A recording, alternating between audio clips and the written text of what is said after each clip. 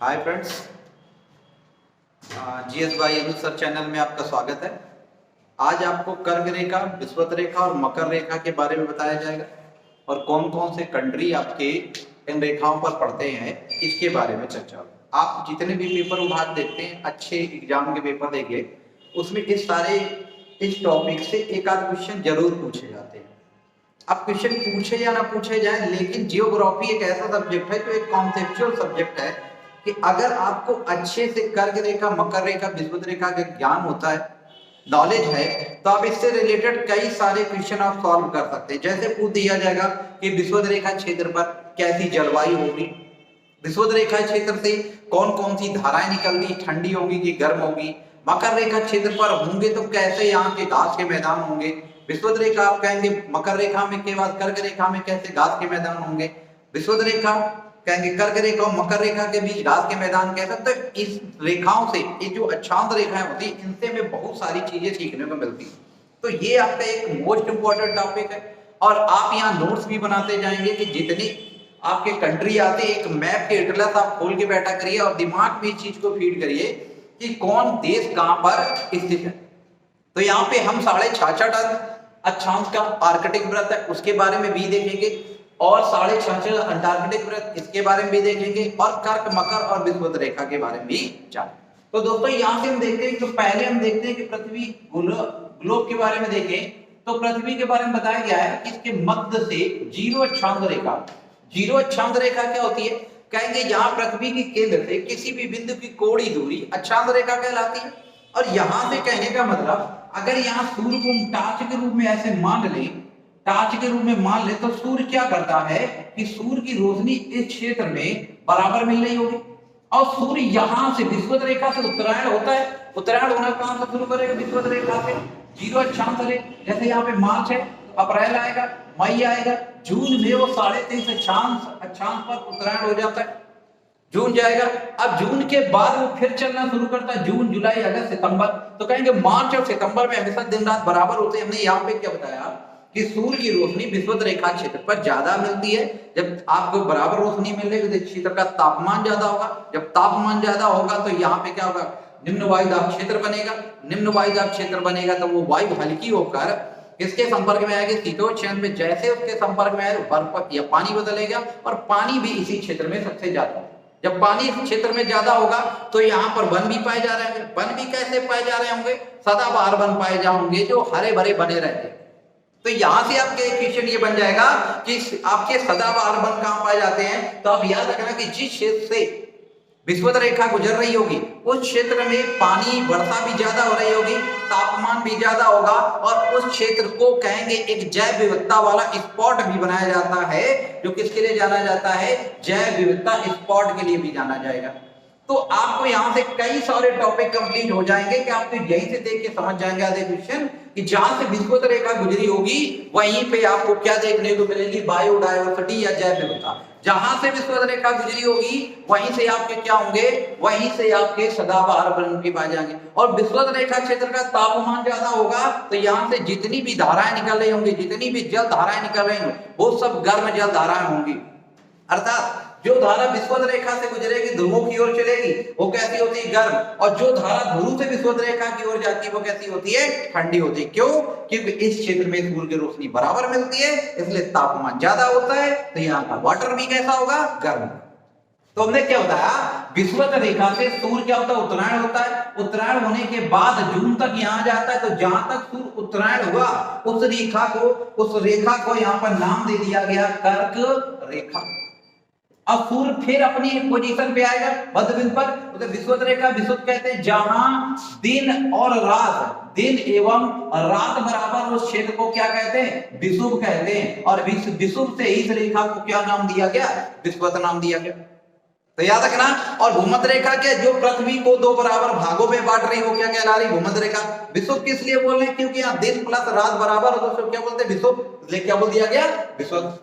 अब सूर्य विषुवत रेखा से दक्षिणायन होता है, तो दक्षिणायन कहां तक हो रहा है, 23.5 अक्षांश कहेंगे मकर रेखा तक। 23.5 अक्षांश दक्षिण में आया तो इस रेखा को नाम क्या दे दिया, मकर रेखा। अब जब सूर्य दक्षिणायन होता है तो इसकी कुछ रोशनी इसकी कैसी? तिरछी पड़ रही होगी। जहां तक तिरछी पड़ती है उस क्षेत्र को क्या बोला जाता है? 66.5 आर्कटिक वृत्त, 66.5 अंटार्कटिक वृत्त। दोस्तों यहां तक चीज क्लियर हो गई कि कर्क रेखा, मकर रेखा, विषुवत रेखा में कहां से मिल रही है? जहां से सूर्य की रोशनी बराबर मिले, जहां से सूर्य उत्तरायण होना शुरू होता है वो क्षेत्र क्या कहलाता है? विषुवत रेखा। जहां दिन और रात बराबर होते हैं उसे जीरो अक्षांश रेखा भी कहते हैं, उसे विषुवत रेखा भी कहा जाता है, उसे कहेंगे उसे भूमध्य रेखा भी कहा जाता है। अब सूर्य यहां से उत्तरायण होना शुरू करता है तो 23.5 अक्षांश जून तक पहुंच जाता है, तो इस रेखा को कर्क रेखा बोला जाता है। फिर सूर्य दक्षिणायन होता है तो 23.5 अक्षांश दक्षिण में आते हैं, इस रेखा को क्या नाम दिया गया? मकर रेखा नाम दिया गया। और जहां तक सूर्य की किरणें उत्तरायण में उत्तरी ध्रुव पर पड़ रही होंगी उसे आर्कटिक वृत्त, और दक्षिणी ध्रुव पर पड़ने वाली तिरछी किरणों को अंटार्कटिक वृत्त बोला जाता है। यहां तक दोस्तों बात क्लियर हो गई। अब बात करते हैं कि कितने देशों से आपकी कर्क, मकर और विषुवत रेखा होकर गुजरती है। तो ये सारे पॉइंट आप नोट करते जाएंगे। तो यहाँ पे उत्तरी अमेरिका में बात करते हैं 66.5 अंक आपका आर्कटिक वृत्त है। इस 66.5 अंक आर्कटिक वृत्त की बात करें तो ये आपका क्षेत्र कहलाता है अलास्का। कहां से गुजर रही है? अलास्का। दोस्तों अलास्का के बाद करें देश तो ये कौन आ गया? कनाडा। कनाडा के बाद देखिए यहाँ पर एक द्वीप पड़ता है, दुनिया का सबसे बड़ा द्वीप है, इसको बोला जाता है ग्रीनलैंड। सारे पॉइंट नोट कर लेंगे। कहां से गुजरी? Greenland, Alaska, Canada, Greenland. आगे बात करते हैं ग्रीनलैंड के बाद कहेंगे आइसलैंड। बोला जाएगा आइसलैंड। आइसलैंड के बाद यहां पे देखेंगे यूरोप के 3 कंट्री आ गए। नॉर्वे, नॉर्वे के बाद कौन सा है? स्वीडन। नॉर्वे के बाद स्वीडन, स्वीडन के बाद कौन आ जाएगा? फिनलैंड। फिनलैंड, और फिनलैंड के बाद एक देश है रूस। तो 66.5 अंक कौन से? 66.5 या आर्कटिक वृत्त पर कितने कंट्री आ गए? तो कहेंगे अलास्का, कनाडा, आपका कौन आ गया? ग्रीनलैंड। ग्रीनलैंड के बाद कौन आ रहा है? आइसलैंड। आइसलैंड के बाद नॉर्वे, स्वीडन, फिनलैंड और रशिया। दोस्तों यहां तक बात क्लियर हो गई कि कितने 66.5 अंक आर्कटिक वृत्त पर देश स्थित है। इसे राइट डाउन कर लिए। अब यहाँ नॉर्वे प्रायद्वीप की बात करें, स्कैंडिनेविया प्रायद्वीप, यहाँ क्वेश्चन चेंज हो जाएगा, वो आपको यूरोप जियोग्राफी पढ़ाया जाएगा, यूरोप कॉन्टिनेंट में पढ़ाएंगे। तो ये सारे पॉइंट आपने नोट कर लिए होंगे। तो यहाँ तक चीज क्लियर हो गई कि 66.5 अंक आर्कटिक वृत्त पर कितने देश आते हैं, ये सारे पॉइंट आपके क्लियर हो गए। अब 66.5 अंक के बाद कौन सी रेखा आएगी? तो कहेंगे कर्क रेखा आएगी। ये कौन सी है? 23.5 अक्षांश कर्क रेखा। कर्क रेखा की बात करें तो दोस्त यहाँ बात समझ में आ रही है कि ये देश कौन सा है? तो कहेंगे मैक्सिको। कहां से गुजर रही है? मैक्सिको। नोट करते चले जाएंगे मैक्सिको। मैक्सिको के बाद एक देश यहां आता है, इस देश का नाम है बहामास। बहामास। 2 देश आपके उत्तरी अमेरिका के आ गए, कौन कौन से? मैक्सिको और बहामास। और कहेंगे एक अमेरिका के एक यहाँ द्वीप है, इसको बोलते हैं हवाई द्वीप।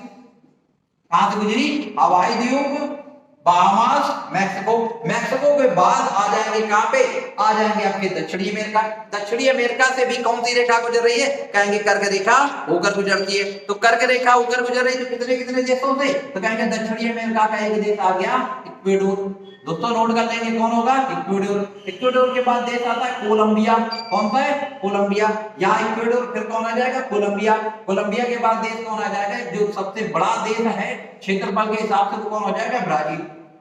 तो यहाँ पर उत्तरी अमेरिका के कितने हैं? 3। दक्षिणी अमेरिका के कितने आ गए? 3। तो यहाँ पर हमने बोला कि उत्तरी अमेरिका के मैक्सिको, बहामास, हवाई द्वीप, दक्षिणी अमेरिका इक्वेडोर, कोलंबिया और ब्राजील। ब्राजील के बाद अब हम कहाँ आएंगे? अब हम आते हैं अफ्रीका कंटिनेंट। सारे पॉइंट आप नोट करते चले जाएंगे। अब बात करते हैं अफ्रीका के। जल्दी कमेंट के माध्यम से बताओ कितने देशों से कर्क रेखा ऊपर गुजर रही है। कुछ देशों के नाम हम लिख रहे हैं। पहला पश्चिमी सहारा। जल्दी से कमेंट करके बताओ कितने देशों से होकर गुजर रही है। नंबर ऑफ कंट्रीज बताइए कितने? पश्चिमी सहारा। पश्चिमी सहारा के बाद आ जाता मार्तानिया। आप नोट कर लेंगे मार्तानिया। मार्तानिया के बाद एक देश आ जाएगा माली। माली के बाद एक देश आ जाएगा नाइजर। और नाइजर के बाद एक देश आ जाएगा आपका कहेंगे अल्जीरिया। अल्जीरिया। अल्जीरिया के बाद देश आएगा आपका लीबिया। दोस्तों कौन सा देश? लीबिया। और लीबिया के बाद एक देश आ गया मिस्र। तो हमने बताया कि आपके उत्तरी अमेरिका के मैक्सिको, हवाई द्वीप और बहामास से होकर गुजर रही है। जबकि आपके अफ्रीका कहेंगे दक्षिणी अमेरिका में बात करें, दक्षिणी अमेरिका से होकर गुजरी रही। तो हमने कहां से बोल दिया, तो हमने ये कहां से, हमने कहा कि ये आपके दक्षिणी अमेरिका हमने लिखवा दिया, वो आपका विषुवत रेखा का था, तो सही कर लेंगे। तो ये आपका कौन सा है, कर्क रेखा। कर्क रेखा दक्षिणी अमेरिका के कितने देशों से होकर, कर्क रेखा दक्षिणी अमेरिका से होकर नहीं गुजरती, याद रखेंगे साउथ अमेरिका से होकर नहीं गुजरती है, ठीक है, साउथ अमेरिका से कर्क रेखा होकर नहीं गुजर रही है। अब बात करें कहां रही है, ये देखो आपका कौन है, साउथ अमेरिका, साउथ अमेरिका से नहीं गुजरी, ये आपका कौन है, अफ्रीका। तो अफ्रीका की बात करें तो अफ्रीका के हमने देश लिख दिए, तो साउथ अमेरिका याद रखना कि एक भी देश कर्क रेखा पर नहीं है। अब बात करते हैं अफ्रीका की, अफ्रीका का हमने एक देश बता दिया, पश्चिमी सहारा, मॉरिटानिया, माले, नाइजर, अल्जीरिया, लीबिया, मिस्र। 1 2 3 4 5 6 कंट्री कहां के आ गए, 6 कंट्री आपके कहेंगे अफ्रीका कंटिनेंट के आते हैं। अब इसके बाद हम बात कर ले कहां के, एशिया की। एशिया में ये देश कौन सा है, सऊदी अरब, सारे पॉइंट नोट कर लेंगे, सऊदी अरब। सऊदी अरब के बाद कौन आता है, कहेंगे यूएई, संयुक्त अरब अमीरात, संयुक्त अरब अमीरात। संयुक्त अरब अमीरात के बाद दोस्तों कौन सा देश आता है, ओमान। तो ये 3 तो अरब प्रायद्वीप के कंट्री हो गए, 3 आपके अरब प्रायद्वीप हो गए। अब आएंगे भारत, तो भारत से होकर भी गुजर रही, भारत की सीमा कौन सा देश बनाता है, बांग्लादेश, तो बांग्लादेश से होकर गुजरी। बांग्लादेश के बगल में कौन सा देश आता है, म्यांमार, कहां से, म्यांमार। म्यांमार के बाद कहां से आ जाएगी, चीन। चीन के बाद कौन सा देश है, तो कहेंगे ताइवान। ये सारे पॉइंट आप नोट कर लेंगे कि कर्क रेखा कहां से होकर गुजर रही दोस्तों। तो कर्क रेखा के बारे में क्या बताया कि सबसे ज्यादा 1 2 3 4 5 6 7 8, तो कहेंगे एशिया के सबसे ज्यादा देशों से होकर कौन सी रेखा गुजर रही है, कर्क रेखा होकर गुजरती है। और उत्तरी अमेरिका के कितने हो गए, 3, एक हवाई द्वीप, मैक्सिको और आपका बहामास। इसके बाद बात करें आपके अफ्रीका के कितने, अफ्रीका के 6, और यहां से देखें अफ्रीका के बाद 6 और इसके बाद 1 2 3 4 5 6 7 अफ्रीका के, और 9 आपके कहां से आ गए, 9 आपके एशिया से आ गए। तो 9 7 16 और 9 8 6 14 और 3 18 देश, कितने आ रहे, 17 1 18 देश, टोटल कितने कंट्री आ रहे हैं, 18। 1 2 3 4 5 6 7 8 9 10 11 12 13 14 15 16 17 और ये आपका 18 हो जाएगा। तो टोटल कितने हैं, 18 देश आपके कहां पर स्थित हैं, 18 आपके कर्क रेखा पर आते हैं। ये सारे पॉइंट आप नोट कर लेंगे कि कर्क रेखा पर कौन कौन से देश आते हैं। और इसके बाद चीन के बाद ताइवान, ताइवान से कहां जाती है, तो कहेंगे प्रशांत महासागर में। कहां पर चली जाती है, प्रशांत महासागर। तो पश्चिमी से आपके अफ्रीका हो गया, अफ्रीका के बाद ओमान, सऊदी अरब, यूएई, इंडिया, बांग्लादेश, म्यांमार, चीन, ताइवान, इतने देशों से होकर जा रही और 3 देश आपके यहां गए। अब बात करें मकर रेखा के बाद, कर्क रेखा के बाद विषुवत रेखा। तो विषुवत रेखा आपके उत्तरी अमेरिका से नहीं जा रही, कहां से जा रही है, आपके दक्षिणी अमेरिका। तो दक्षिणी अमेरिका का एक देश याद रखेंगे, इक्वेडोर, सही कर लेंगे, इक्वेडोर। इक्वेडोर के बाद कौन आ जाएगा, कोलंबिया। कोलंबिया के बाद दोस्तों जो क्षेत्रफल में सबसे बड़ा है जिसका नाम है ब्राजील। क्या नाम है दोस्तों, ब्राजील से होकर गुजरती है।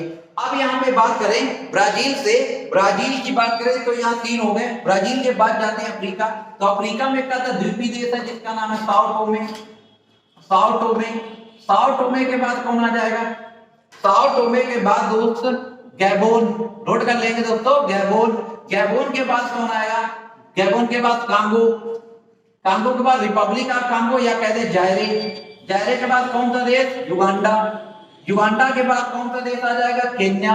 केन्या के बाद देश कौन सा है, सोमालिया।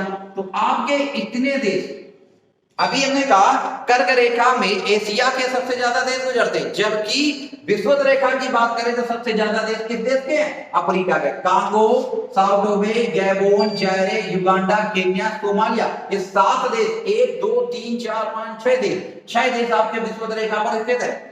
अब यहां से जाएंगे एशिया में आएंगे, तो दोस्तों जब एशिया में आते हैं तो एक देश पड़ेगा मालदीव। कौन आ जाएगा, मालदीव। मालदीव के बाद एक देश आपका कौन आ जाएगा, जकार्ता या कहेंगे इंडोनेशिया। इंडोनेशिया के बाद एक देश है किरुबाती, दोस्तों नोट कर लेंगे, किरुबाती। तो इंडोनेशिया, किरबाती और मालदीव भी आपका यहाँ पे पड़ जाता है। नोट कर लेंगे कौन सा देश आ गया, मालदीव। तो इतने कंट्री आपके कहां पे हो गए, इतने कंट्री आपके विषुवत रेखा पर हो गए। दोस्तों समझ में आ रहा है तो समझ करें। अब जरा जल्दी से बताओ कि आपके मकर रेखा पर कौन कौन से देश स्थित है, जल्दी से बताओ मकर रेखा पर स्थित देश कौन कौन से हैं। मकर रेखा पर साउथ अमेरिका के कौन कौन से कंट्री आते हैं, जल्दी से बताइए। तो एक देखो आपका देश आता है चिली, लंबी लंबी यहाँ पे कहेंगे मिर्ची के आकार का, ऐसे मिर्ची के आकार की सीमा बनाना, ये चिली है। चिली से बगल में ऐसे एक देश है पराग्वे, तो चिली के बाद कौन आ जाएगा, पराग्वे। पराग्वे के बाद कौन आ जाएगा, ब्राजील। दोस्तों कौन आ गया, Chile, Paraguay, Brazil. Chile, Paraguay, Brazil और एक देश बचा अर्जेंटीना। तो चिली, पराग्वे, ब्राजील, अर्जेंटीना, ये 4 देशों से होकर गुजर रही है कौन सी रेखा, तो कहेंगे आपके मकर रेखा। कौन सी रेखा है, मकर रेखा। चिली, पराग्वे, ब्राजील, अर्जेंटीना, ये आपको याद रखना है। ये कहां के हैं, ये साउथ अमेरिका के। लिस्ट बना लेंगे साउथ अमेरिका की। अब बात कर ले अफ्रीका के, ये नोट कर लिए होंगे। अब बात करते हैं अफ्रीका के, जल्दी से कमेंट के माध्यम से बताओ, पढ़ा दिया गया आपको। अफ्रीका की बात करें तो सबसे पहले देश आता है नामीबिया। नामीबिया, नामीबिया के बाद कौन आ जाएगा, बोत्सवाना। कौन सा देश आएगा, बोत्सवाना। बोत्सवाना के बाद कौन सा देश आ जाएगा, दक्षिण अफ्रीका। दक्षिण अफ्रीका। दक्षिण अफ्रीका के बाद कौन आ जाएगा, मोजाम्बिक। दोस्तों कौन सा देश आ गया, मोजाम्बिक। और मोजाम्बिक के बाद देश आ गया मेडागास्कर। कौन सा देश आ गया, मेडागास्कर। नामीबिया, बोत्सवाना, दक्षिण Africa, Mozambique, Madagascar. Africa continent जब पढ़ाया था मैंने बताया था कि जब भी पेपर में क्वेश्चन पूछा जाता है तो जिम्बाब्वे को पूछा जाता है कि कौन आपकी मकर रेखा पर स्थित नहीं है। तो यहां से आप याद रखेंगे नामीबिया, बोत्सवाना, दक्षिण अफ्रीका, मोजाम्बिक और मेडागास्कर। अब इसके बाद कहेंगे अफ्रीका से हम कहां पहुंच जाएंगे, ऑस्ट्रेलिया। तो कहेंगे ऑस्ट्रेलिया। तो ऑस्ट्रेलिया भी ऑस्ट्रेलिया के मध्य से होकर कौन सी रेखा गुजर रही है, तो कहेंगे आपकी मकर रेखा होकर गुजरती। जबकि 66.5 अंटार्कटिक वृत्त, ये आपके कहां से होकर गुजरेगा, तो ये दोस्तों आपके अंटार्कटिका महाद्वीप से होकर गुजरता है। तो यहां तक बात क्लियर हो गई। तो अब यहाँ पे एक चीज बात समझ में आई कि इतने कंट्री आपके मकर रेखा, विषुवत रेखा, कर्क रेखा 66.5 अक्षांश पर स्थित है। ये सारे पॉइंट आपको याद रखने, अच्छे से राइट डाउन कर लीजिए। अब आगे बात करें कि यहाँ पे हमने कुछ नदियों के बारे में बताया था। एक नदी बताई थी कर्क रेखा को विभाजित करने वाली। कर्क रेखा नदी की बात की थी इंडिया की माहे नदी। कौन सी नदी है, माहे नदी। और कहेंगे विषुवत रेखा को विभाजित करने वाली रेखा कौन सी नदी है, तो हमने कहा था कांगो। कौन सी है, कांगो। और मकर रेखा को विभाजित करने वाली नदी है लिम्पोपो नदी। तो दोस्तों यहाँ नदियों से भी याद रखना है कि कौन कौन सी नदियां हैं जो कर्क, मकर और विषुवत रेखा को विभाजित करती हैं। अगर ये वीडियो अच्छा लगा है तो ज्यादा से ज्यादा शेयर करें, लाइक करें। धन्यवाद।